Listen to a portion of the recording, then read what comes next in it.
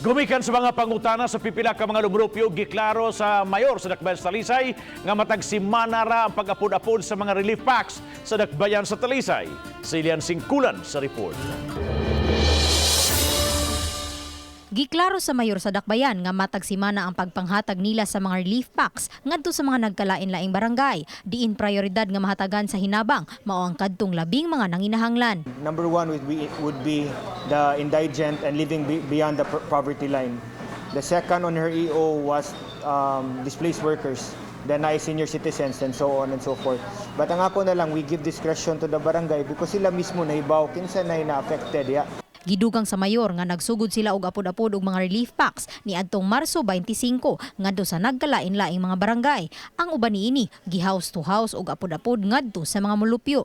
Apan ilang giklaro nga may mga laing batch pa sa mga relief packs nga moabot nga ipanghatag. Ni start me og March 25, nihatag mi 15,000 relief goods na puro ra bugas.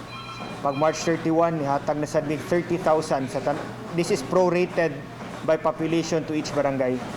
I know 30,000 will not be enough, pero I ask the barangay to help me with their respective quick response funds as well.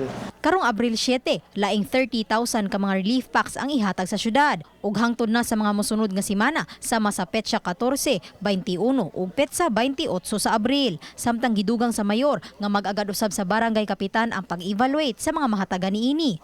Gani ang mga barangay kapitan na ang musuta kung mas daghan ba nga kinilong bugas ang mahatag sa usa ka pamilya nga daghan og mga sakop. Bani Renante Quiñones, Lian Singkulan, Balitang Bisdak.